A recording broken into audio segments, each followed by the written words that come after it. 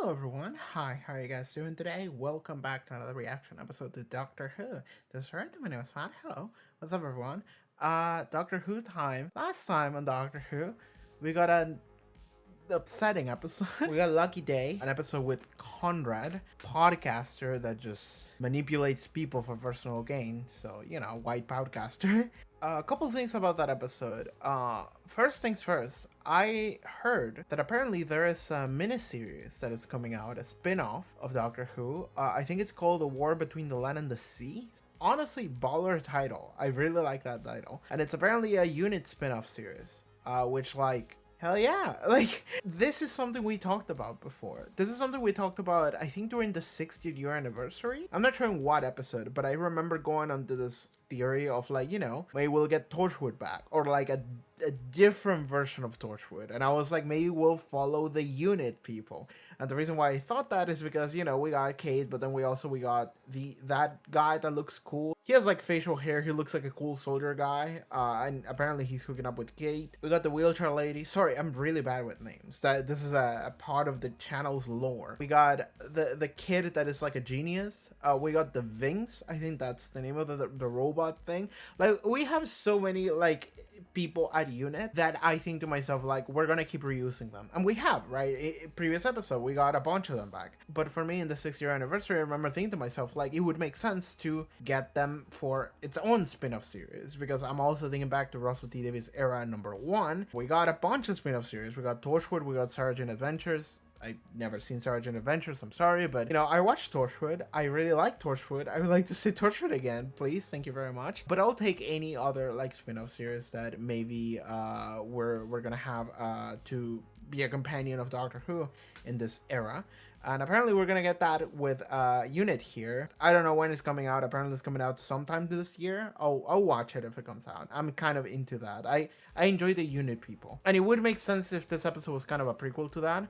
But I'm also thinking to myself, already I foresee a finale. Theorizing time. Now that it's been a full week and I'm no longer super heated at this fucking Conrad dude. And at the very end, Mrs. Flood came out and she essentially broke Conrad out and she declared herself the governor or something. No fucking clue what her deal is. But it seems like she's kind of recruiting him, or at least is utilizing him in a way that she can see that he has some kind of value. And the only value that Conrad could have is riling people up. That's literally all he does. It's just personal gain by riling people up, by manipulating. So I'm thinking to myself, okay, if that is the case, then Mrs. Flood is going to utilize Conrad in order to rile people up for whatever reason, probably against Unit or against the Doctor, something like that. And that is making me think, okay, if that is going to be the storyline for the season, then maybe when we get to the finale, we're going to get Unit back. And this time, Unit are going to be the underdogs, because there's going to be an uprising or whatever. And it's down with Unit or some shit like that. I don't know, that could happen. It would actually make sense. There's no date for when the War Between Land and the Sea is coming out, so it would make sense to have Unit be important during the finale for the season. Then you get to announce when it's coming out, because then it ties into it. That would be cool. Alright, Patreon, check out the Patreon. Link in the description below, up on the screen. You can support the channel and watch full-length reactions to all of Doctor Who. We don't get early episodes for this show because we're watching it as it airs, but you can watch it full length, the entire episode alongside me. I am posting the full-length videos on the Patreon earlier than YouTube, because editing full-length videos is actually much quicker than editing the highlight for YouTube. So, full-length videos for these episodes are going to be available a day earlier, maybe 2 days earlier at the most. But yeah, a little bit, in case you really need that Doctor Who as quickly as possible. Alright, let's begin. Doctor Who, Series 15, Episode 5. Let's go. Back in the village when I was a small boy, Okay. people running and screaming. I ran to the river with my little cup to get water. Suddenly, spraying and spraying until all the fires went out. He landed the box in the middle of the bunch forest and started scattering fresh seeds. Are you a farmer? I asked. I am the doctor. We shook hands, and that's how we met. Great story. You're sure that this doctor will come? Yes, he always comes when needed. Okay. The doctor! We need him now! It needs feeding! Almost palace. My favorite barber shop. The TARDIS does your hair. It does. I don't go there for cuts. It's hard to explain. The TARDIS does your hair? I'm sorry, I'm hung up on that. My body changes a lot. It's the first time I've had this black body. Some parts of the earth I'm now treated differently.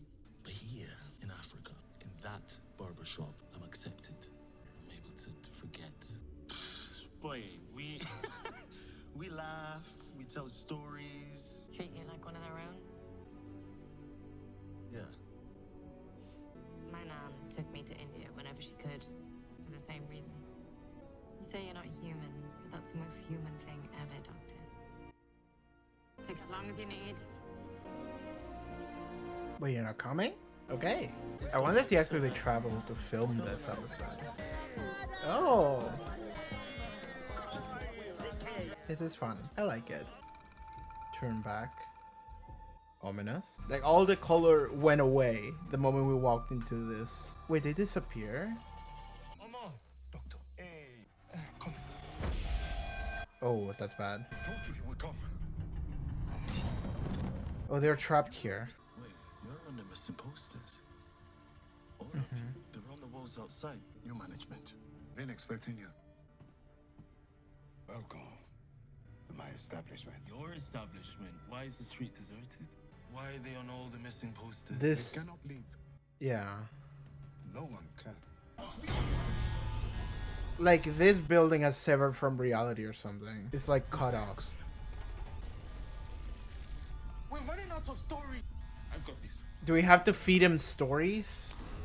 Once upon a time, a great musician, Yo-Yo Ma, was traveling through Botswana collecting local music when he heard a shaman singing. Yo-Yo Ma said, stop, Wahoo, I have to write this down. But the shaman sang a completely different song. Yo-Yo Ma said, no, sing the first one. Shaman said, I cannot too. In the old days, music was a live thing. I don't know how much more I can take. It's like his entire demeanor changed the moment he got into the chair. You need to get to the cut for that to work. Is this another god entity or what? The Baba controls it. Him and Abi.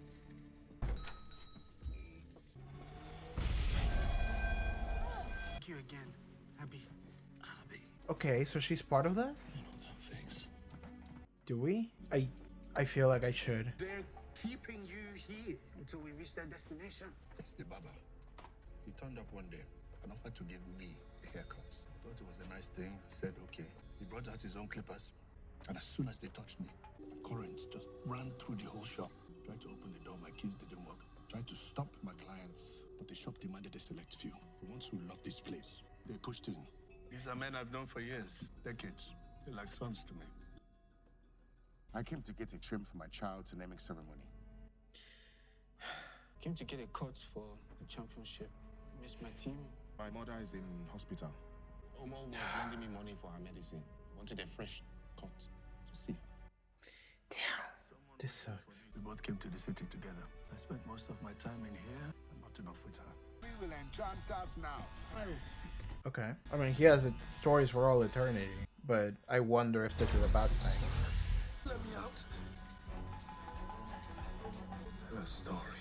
I changed my mind. Doctor, tell it for us. It will be easier for you. A big story. So, Oh, this is something he doesn't want to do. She was going home and she heard something. Oh, Belinda, could you take her obs? Have you considered steroids? For a chest infection. No, her fingers. She's got rheumatoid arthritis. An Addisonian crisis can present like this. It happened to my nan. Without steroids, she could die. We learned that Belinda Chandler sexually housed MD. You're right. She's yours. It's my nan's birthday. Ah, they offloaded work on her. Sacrificing her own joy. We're speeding up. Until the doctors wheeled her away. 2 weeks later, Belinda was leaving work. How does... Hi, Mrs. Flood. How does the doctor know this, is my question. I mean, why was he... What you did for me. You saved my life. Thank you. Aww. Aww. That's such a nice story. Okay, the doctor was following Belinda at the beginning of the first episode, but we don't know why. what is happening? Okay. Is he taking away your memories, maybe? Look how much his hair has grown. You can let us go now. This changes everything. Okay, Belinda's on the move.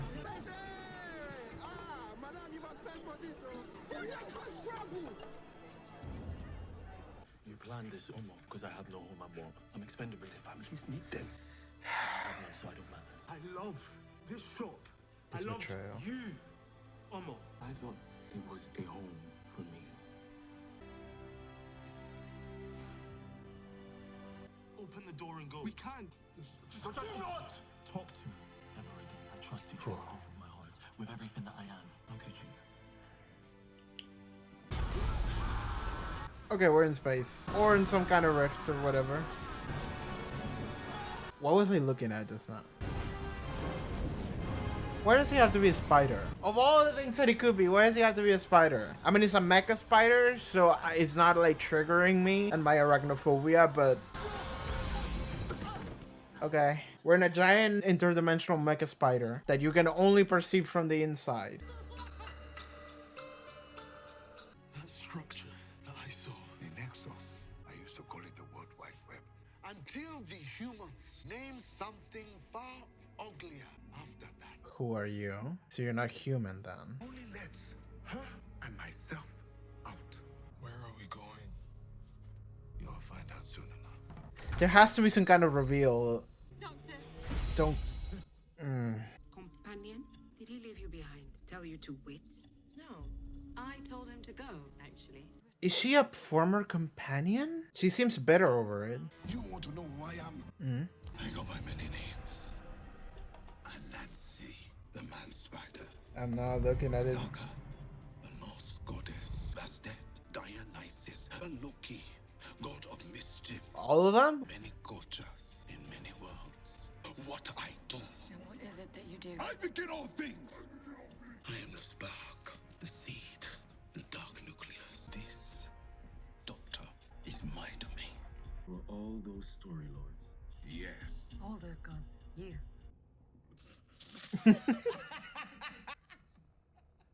He's lying to you. I met Dionysus. When I think about Dionysus, I don't think this dude. I watched Marvel movies up until Endgame. She didn't like Thor, muscles were too small. Nancy purposely lost a bet to make me marry one of his daughters. I know the gods. Tell the truth. I was the one behind them all. It was me. I was once human. Whenever we told stories, the storytelling gods would grow. Okay, so you were once in our position then. I told the myths, the legends, cleaned them up, printed them in books, so that the gods could be worshipped. That was my job. They only exist now because of me. My work. I took a strand of their god's blood, built a model, a web-like structure, and they expanded, thus connecting concepts, cultures, and ideas. Started small, a pub lit by candles, a Catholic church confession box, a coal-powered theater. I worked for centuries, and all I wanted was to be recognized. They told me that I should know my place. I primed the Nexus so well that it worked without me. So they threw me out of my life's work. I like how he's the one telling the story now. The design of this is actually kind of cool. It's like a mask. Too much energy holding us together when he forced the door open. Typical doctor. Irresponsible. She knows him. Daughter of Anansi. Abna, that is your full name, isn't it? Don't you dare speak it. I grew up trapped with Anansi. Terrified someone would win me in a bet. I'd heard about you. Traveling through time. I had faith you would help. Instead, you left me. I'm here because of you. Looks so different now. I am sorry. I couldn't take you with me. I was a fugitive back then. Hi! I was busy in a different story that might be finished one day. You actually took that bet? I tried to lose. Shoutouts to anyone who doesn't know what the fuck that is because they didn't watch 13's run. Make him storyteller supreme. That is what he's told you. That he's gonna become everything that he hates and despises. And you believe him. He would not lie to me. I know vengeance, and I can taste his. I'm trapped here. Tell me. Tell me! To cut them out of memory! All of them. Temporary. The gods from the story web will destroy them. Destroy. As in kill. Die. Dead as a doornail. That would destroy your father. This is my gift to you. Humans are tied to the gods. Destroying them would harm the very essence of humanity. Is this what you want, Abena? Please, okay, do what she says, okay? We have to get back home, our families. I can't help them do this. Hurt people. Hurt people. The difference between good and evil is what we do with our pain. Put him in the chair. With pleasure. Rashid, come. No. Hold him down. Hold him down. No, shit. I'm fascinated by how much of this episode we spent in this one barber shop. I will tell a story. Okay. Trust me. Okay. Slaves who broke their chains and escaped would return to try to free others. Slaves were not allowed to carry paper, but the women were very clever. They could make their hair into many shapes and patterns. Hair could be braided to the scalp, bending and curling like rolls or paths. Weave maps into their hair.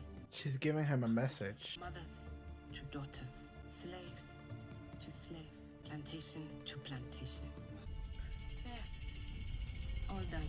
Is that a map? Belinda, now. Is it just the two of you? Okay. So there's a full-on mace at the back here. Okay. What happens to all the others? Like, You lied to me for all these years. I will handle the others. hopefully the doctor can escape and then save the day from the outside or something. Come back and save everyone else. I can't believe we got the fugitive doctor. I can't believe we got Ruth just for like 5 seconds. It looks really cool. I like it.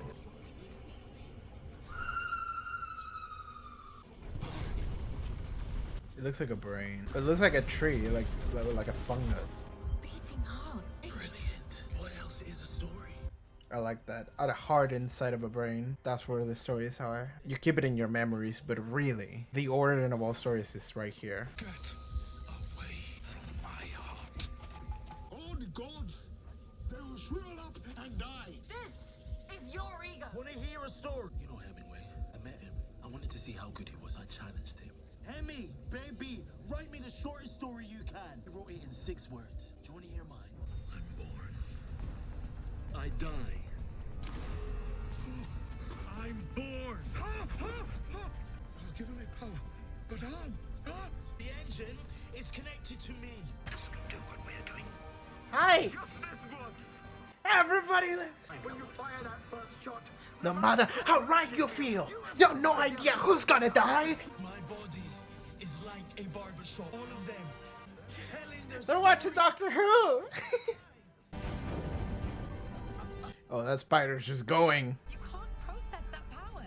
Oh, is it just gonna overload and explode? That's exactly what she said. you will not do that. No, no. Not you. You protect life. You destroy the gods. You wreck 7 billion lives. Let them out. You were once mortal. Their lives and their stories will end. You want that? Do you? I like that he's appealing to his humanity. You were once mortal. He's lost sight of what a story is. That looked like a Digimon Digivice from Digimon Frontier. You go. I will be right behind you. Yeah. What are you doing? Listen to me.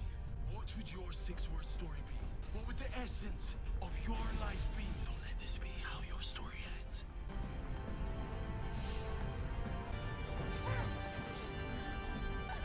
Come back. There they are. Come, quick.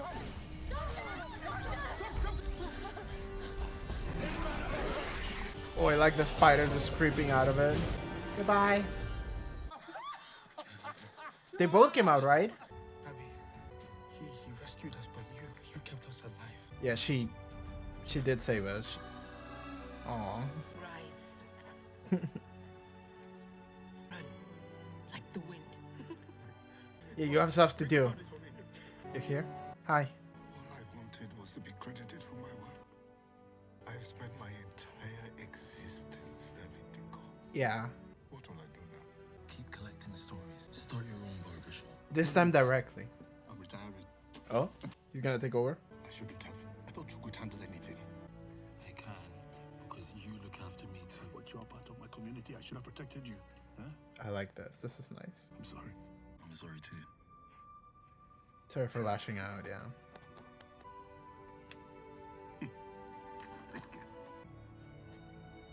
Give him a hand. It's okay, man.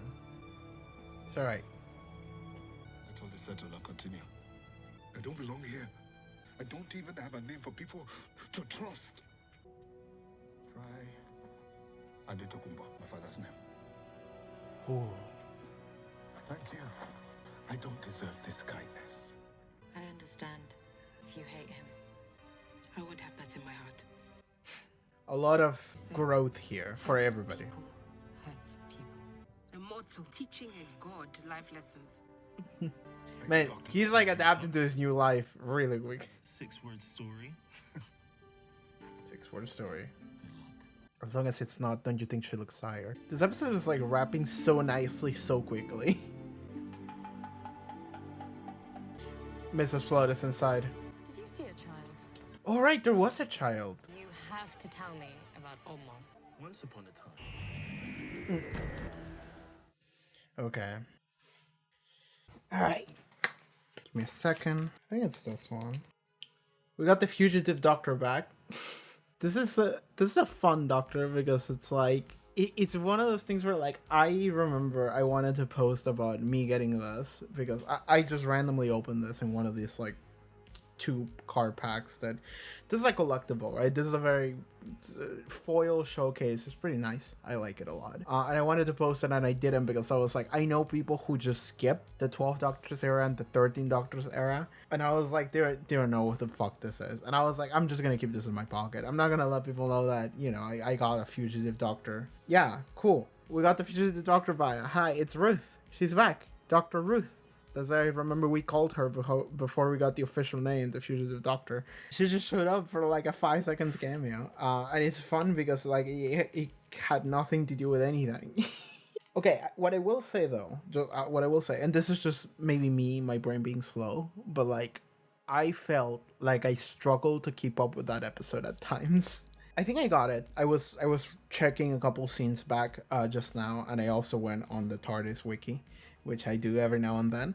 I'm not afraid of spoilers. This is the latest episode, so it should be fine. I guess it's because maybe in my head I was expecting Abena, that was her name, right? To be someone that we had met before. So when it turns out that we didn't, I in my head I was like, wait, am I missing something? And then it's like, the doctor told a story of how a god purposely lost a bed in order to get him to marry his daughter, and then 2 minutes later it is revealed that she is the daughter. Okay, that is not like the hypest reveal in the world. It like barely holds sense within the same story that is being told, but it's fine. I don't mind it. It's okay. I felt like this episode kind of went through some steps really quickly, and it's interesting because like I think that it was generally pretty good. Like I like the story. I felt like sometimes we went from beat to beat quicker than I would have expected, and that is the only part of the story that feels a little bit disjointed. Not disjointed, it makes sense. It's just like fast to me, or maybe my brain was just getting overloaded with random shit and I couldn't keep up. But like what I mean by that is that like at the end when we got the barber, we had him go from like, I'm gonna kill the gods, to like, oh fuck, my entire life's work is ruined, to like, oh okay, I guess I'll live. And then it's like, oh man, I don't deserve your kindness. And then it's like, I guess I'm gonna be a barber. And he just puts on the vest immediately. And it's like, all that happened within like 5 minutes. It was really quickly. Generally speaking, that kind of change doesn't happen that quickly. Usually it takes, I don't know, half an hour for you to just calm down. He had all of these swings, all of these changes, all of this growth happen really quickly. That said, at the same time, I don't know how much I can say, like, you know, it doesn't make any sense, because it's like, these are like god entities that we're talking about, so like, whatever, he's not human anymore. I'm not gonna nitpick that, because this is all nitpicky. It's just interesting to me how quickly everything moved, because I felt like I struggled to keep up with it at times. because it's like we had two antagonists, and then we had one antagonist, and then we had zero antagonists, and then it's like, all right, the episode ended.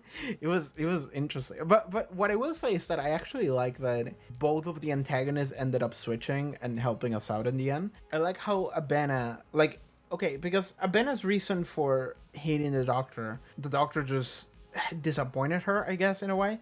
Like, apparently they met at some point, and the doctor was wearing this face when it happened. By the way, for those of you who don't, I'm actually like surprised that I guess the 15th Doctor remember that this was the face that they were wearing when it happened or something. Because, like, what's interesting about the Fugitive Doctor is that during the 13 Doctors era, and this is also something that was also seen during the 4 Doctors era, I don't think it was the Face of Evil. It was a 4 Doctor story where it was just shown to you that the Doctor actually had many lives before the ones that we knew before. And during the 13 Doctors run, we got the Fugitive Doctor, and we still don't know shit about her. All we know is that during the 13 Doctors era, they essentially told us, like, the Doctor had many lives before the ones that we knew about, and they were wiped out of their mind. And so the first Doctor was just like, yeah, I'm the first Doctor, but like, they actually lived for much longer than that. Actually, this is what the timeless child was. It became this, like, I don't know, the Doctor is like this creation myth, like Jesus figure in Time Lord culture. Like, the Doctor is like the origin for Time Lord culture or some shit like that. There were no Time Lords before that. It was just Gallifreyans or whatever.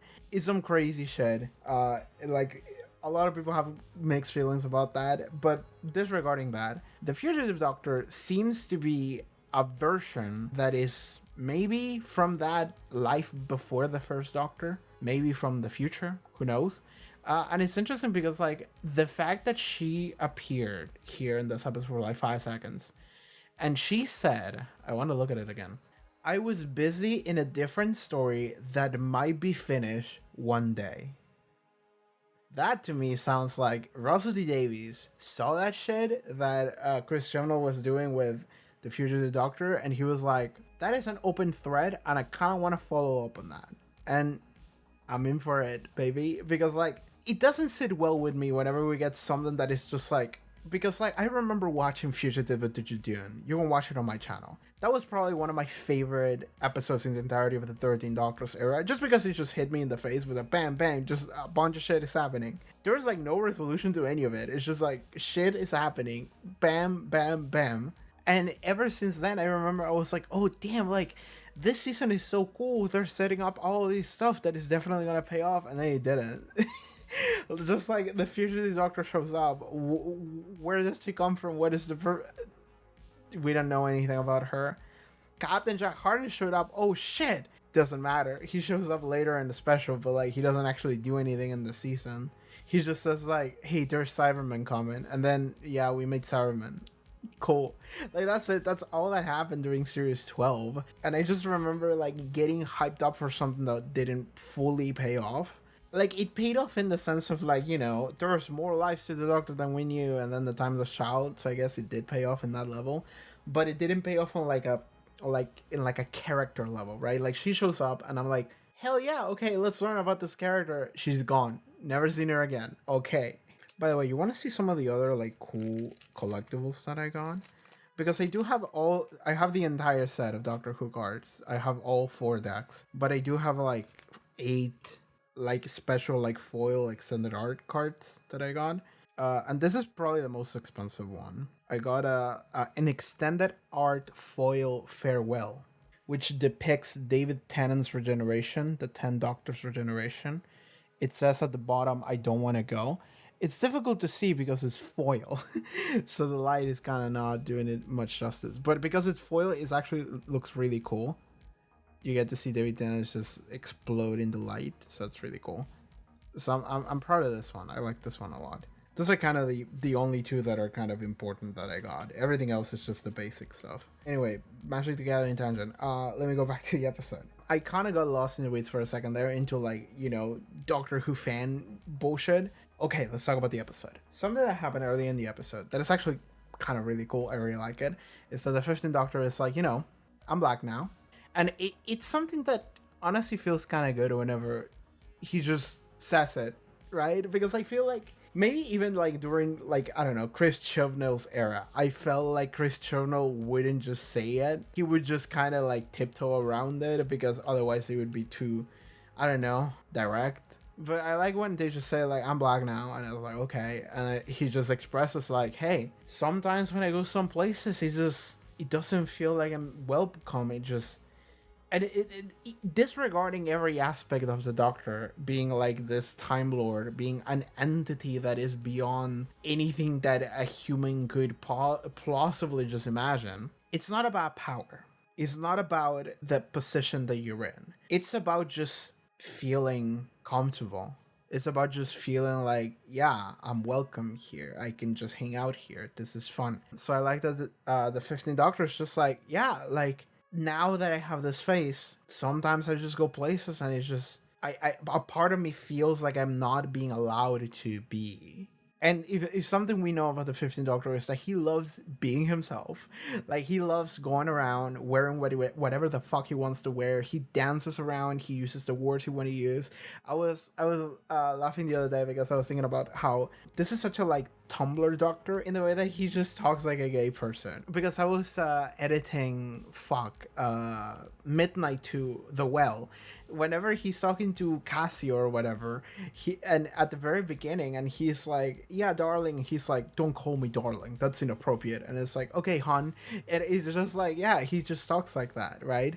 He's not trying to aggravate him, maybe a little bit, but that's just the way he interacts with people.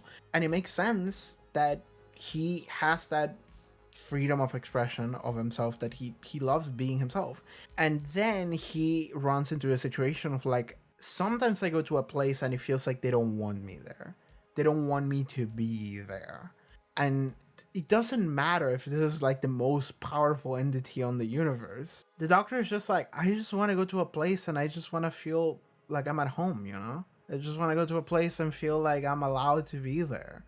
Like I have friends that I can just talk about random shit with. And it's like whenever I go to this barbershop, this random ass barbershop in the middle of Africa, I think they were in Nigeria. I know the guy who owns it, and it's like, yeah, I just go there and I just hang out, and it feels nice. And I don't know, I really like that. I really, really did like that. And I like that it was, this episode felt very much about community in a way, which I enjoy. Very much about not just community, but also a culture. We go to a barbershop, and I do want to give shout outs to Doctor Who here, because like, something I'm noticing about this new, from this season, this new RTD era, but also this season, is that we get some episodes that are just 80% one room, and they're goddamn good episodes. Like, The Well is just the room where, God, what was her name? Alice or something?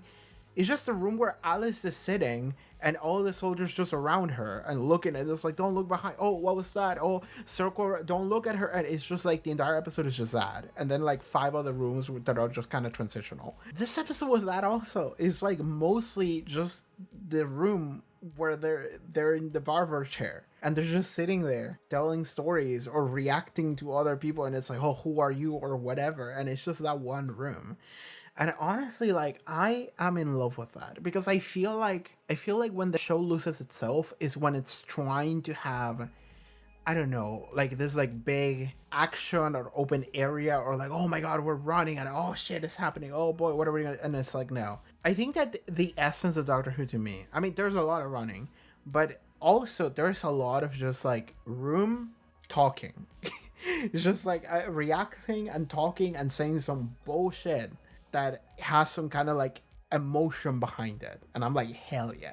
We got one of the best examples of that in this episode, making like a quick cameo, which is the Saigon inversion, right? Invasion is the first one, inversion is the second. Yes, one of the best goddamn episodes of this goddamn show. Probably my favorite performance of anyone in anything ever is the 12th Doctor doing the Saigon inversion. Like, whenever I heard that, I started reciting what he said.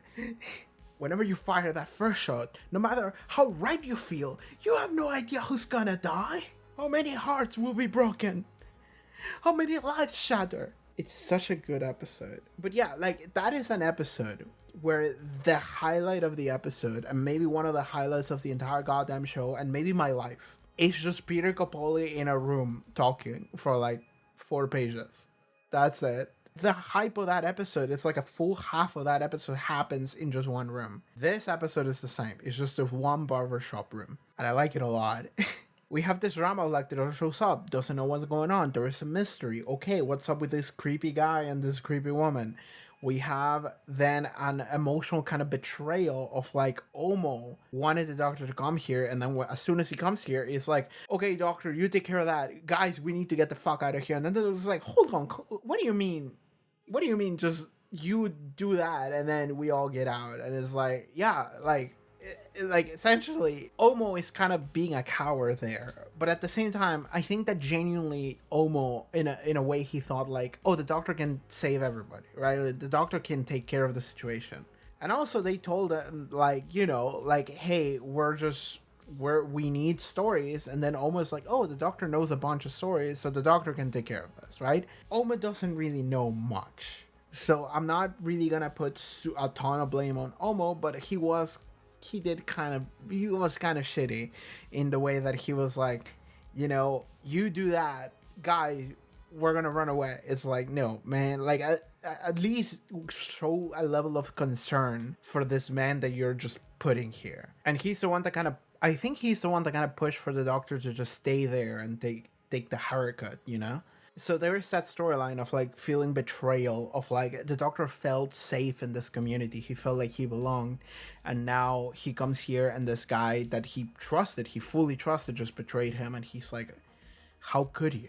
And he got genuinely angry. There was a moment where he was like, don't even talk to me. I'm like, oh damn, that's rough coming from the 15th Doctor. Like, what do you gotta do in order for the 15th Doctor to hate you? This guy is great. Like, the 15th Doctor is such a jovial person and such a forgiving, kind person. Then to just see him just be angry at a person, it's just so, ooh. Anyway, we got that storyline, and then it is revealed, Abena. We learn about Abena, and we got that reveal, and then Abena starts to turn, because then we get the reveal that the barber, he lied to her. The barber actually wants to kill all the gods, and then we got exposited of the origins of the barber. And I'm just gonna pull out the TARDIS wiki here. I'm gonna click on his name, but if I remember correctly from my memory, I'm not even gonna look, is that he essentially was a mortal man. I don't remember how, but he became like not a messenger of the gods, but kind of like a prophet, I guess. He is someone that the gods use in order to spread their influence across humanity. And as a result of that, they gave him some kind of, not god powers, but some kind of immortality of like, okay, you take care of that, that is your job. So his job is to spread stories. However, he devised a web, a literal web, using god juice that allowed for a connection of stories to go from one place to the other, and everybody gets to hear that. And I like that he was like the World Wide Web, and it's like before the humans use it for some other shit. It's like, yeah, because it's kind of the internet, honestly. And he's just saying like, yeah, I connected everybody, you know, everybody was able to share their stories. But then the gods realized that they don't need me anymore, right? Because I made my device so good that the gods don't even need me. I'm useless now.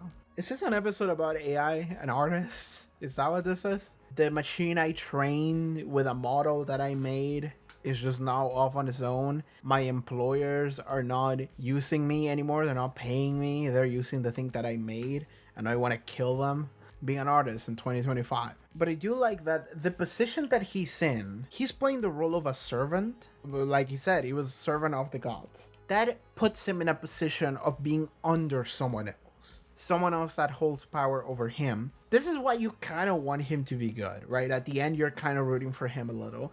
And it's because he says, like, I just wanted to be recognized for my work. I think that's what he said. And it's like, it's true. Like, he did his job, served his duty. He was a good servant. And then he was such good of a servant that at a certain point, the gods went like, oh, we don't need him anymore because he was too good. So, fuck him. Let's just get rid of him. But that sucks, right? Like, it sucks if you're in his position where, like, you want to do the best job you can, and then you get to the point where you're so good at it that it's like, we don't need you anymore. Fuck you. Like, they didn't care about you at all, and they don't care about what good of a job you do. It's kind of just like actually being an employee in some kind of modern day company where it's just like, doesn't matter if you do a good job or a bad job, kind of like if you spend 100% of your energy into like, I have to do a good job because I have to prove that I am the best and they can trust me. It's like the company doesn't give a fuck about you, bro. Like, they don't.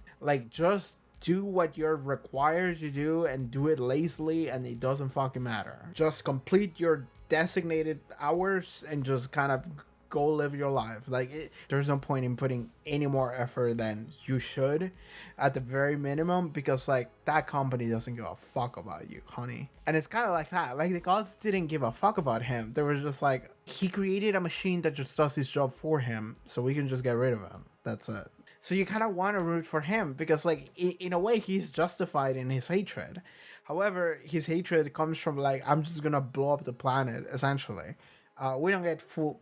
Again, this is one of the, like, parts of the episode where I'm just like, I feel like it moved too fast. It just was doing a lot of things really quickly because it's just like, I was a servant of the gods, and then I made a web machine that holds all of the stories and ideals of the planet, and it's just transports all of the like mimetic content of reality can be transferred through the web, but it doesn't need me anymore. And because it didn't need me anymore, because it was a fully automatic system, the gods just told me to go fuck myself. So then I want to kill them all. And then the doctor was like, but if you kill the gods, and right now we're just accepting the gods are real, by the way, and that they operate on some kind of like, and like, okay, we have been dealing with gods for like a couple seasons now, but like, those gods are like reality gods that are like difficult to like put in like a place of like exactly what they are. But then the doctor is talking about other gods that are like, yeah, I don't know, I play chess with them. Like, yeah, I drank with Dionysus. Like, yeah, cool. So we have gone from like gods like Lux or the toy maker, the Pantheon, and now we are dealing with a lesser kind of god that are just kind of dudes that you hang out with sometimes. He was like, I watched Endgame with who was it? Some kind of Nordic goddess. And she was like, I feel like Thor, the muscles were not big enough.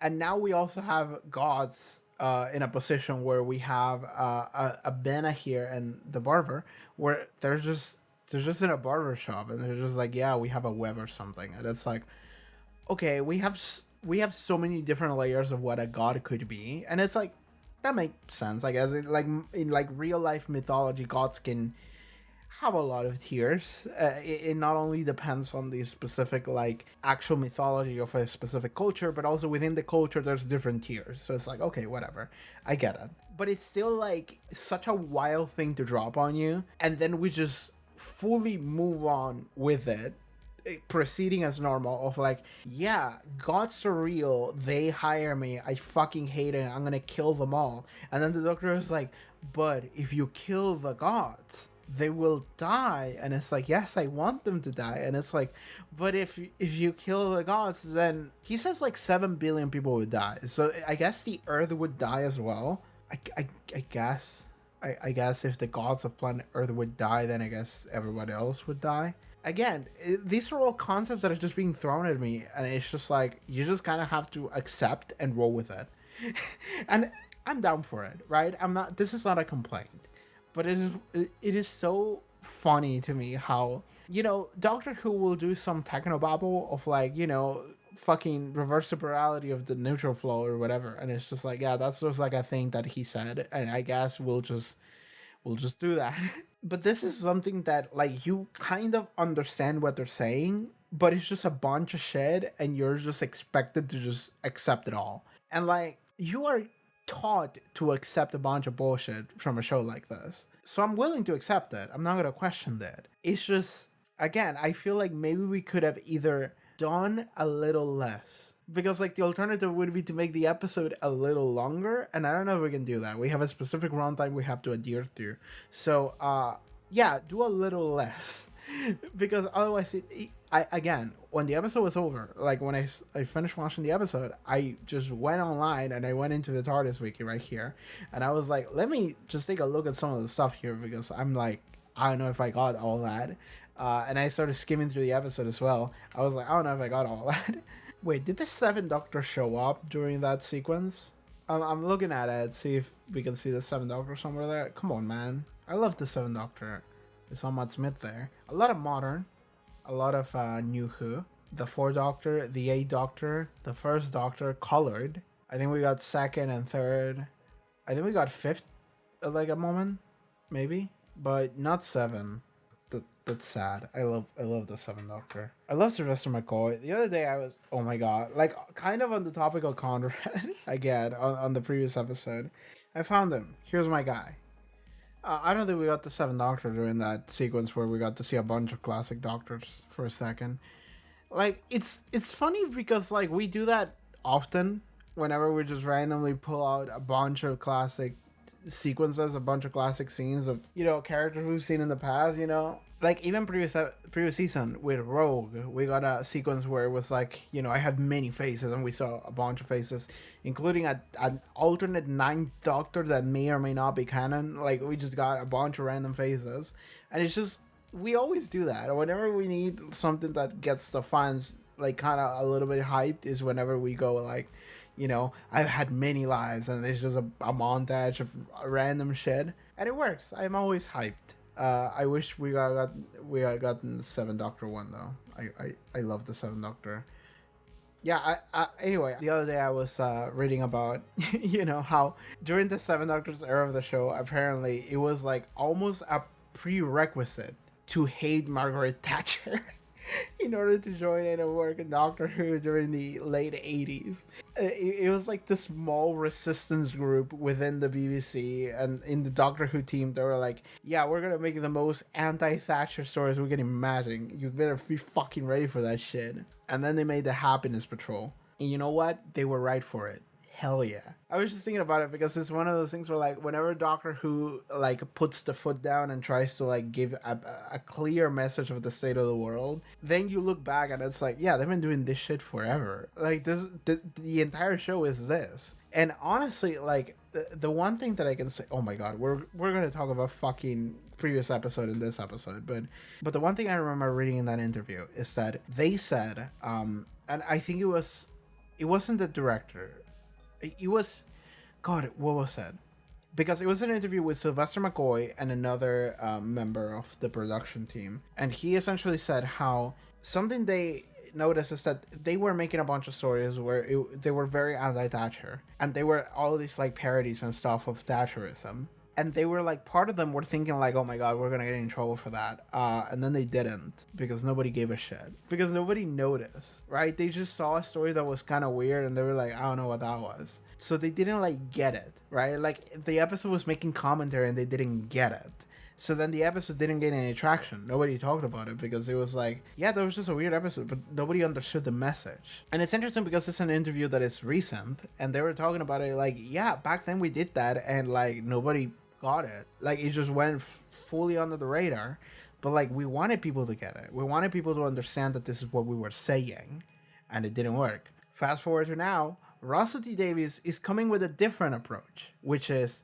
I'm just gonna look into the camera and tell you, you dumb motherfucker, pay attention to me. This is what I'm angry about because the state of the world is fucked for these reasons. And that level of directness is something that a lot of people are uncomfortable with. They don't like it and they will lash out at the show for it.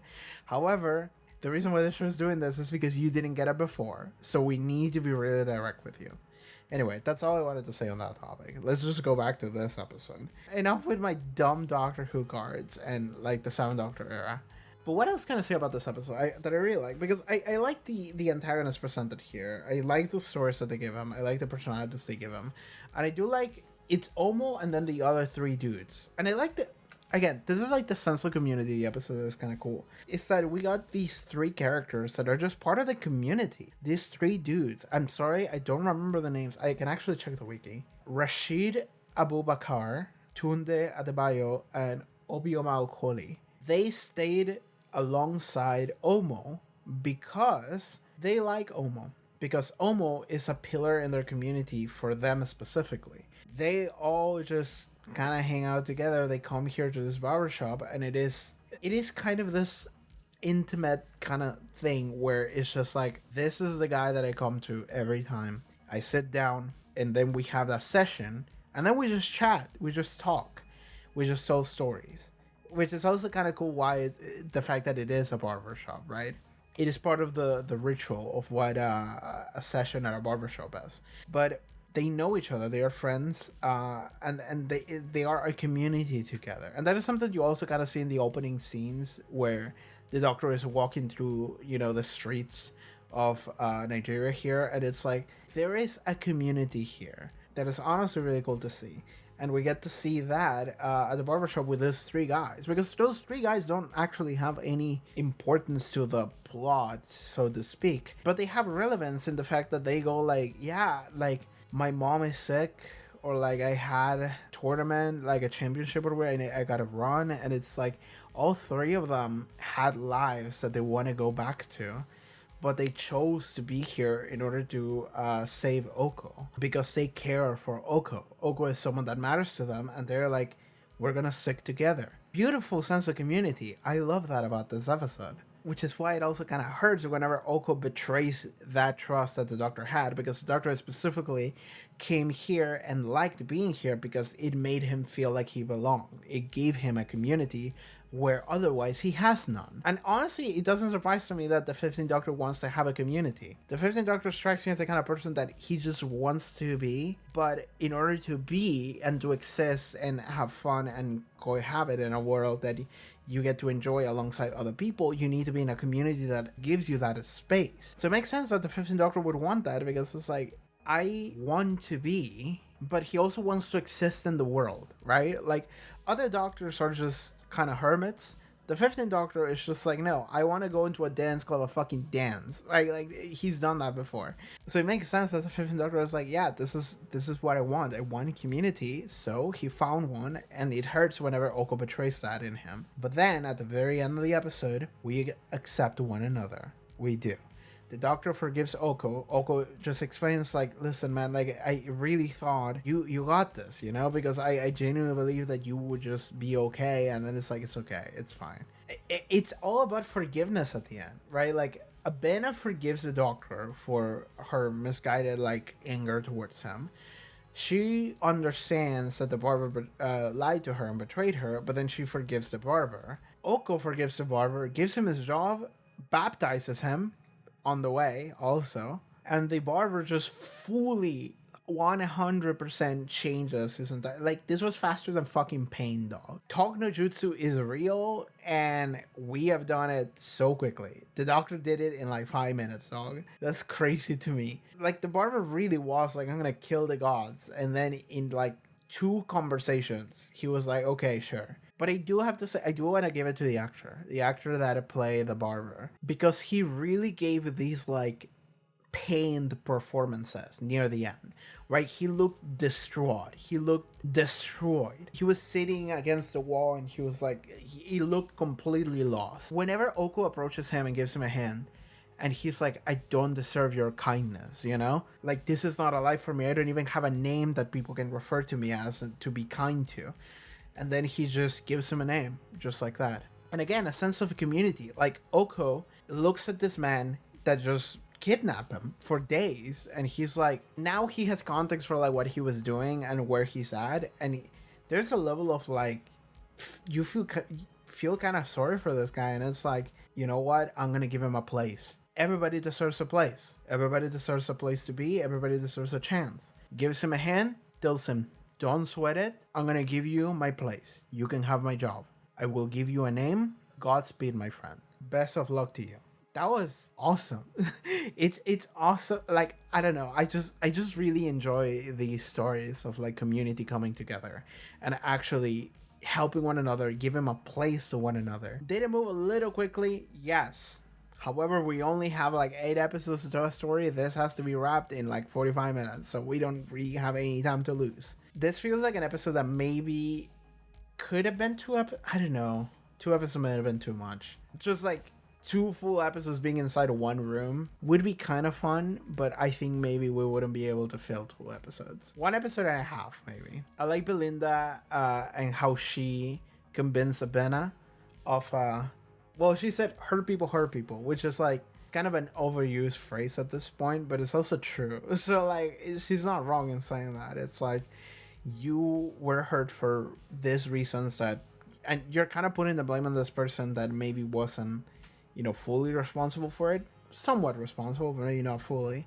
And you put this idea of what this person is in your mind that it's not even real, and this other person has been lying to you, but you've been this vindictive this entire time. That's what you've been easy to manipulate as a result. And it's just like, these people have nothing to do with that. Just like these random dudes, like, come on. Like, you're hurting them for no reason. That's essentially where it comes from. And Abena ends up being like, yeah, I guess you're right. You're like, yeah.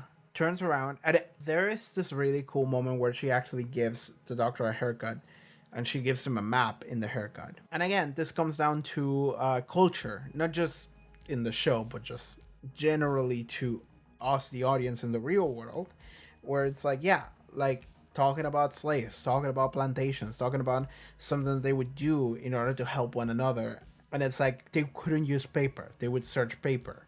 But the women were smart. The woman would know what to deal with the hair. And in the hair, they would be able to impart maps that would help them escape. Little piece of history that I didn't know about. I don't know much about this specific area for a variety of reasons. But yeah, in the real world, it is representing of a culture that exists and is real. It's talking about origins, it's talking about legacy, and more importantly, it's talking about community. What we did for one another in order to help one another. This entire episode is just community. It's just all about community. It's like that Vin Diesel meme. It's not family, it's community. Good. It's good stuff. I'm a fan of community. I don't really like individualism very much. But that's my personal take. Is that it? I don't know what else I can say about this episode. I've been yapping for like almost an hour.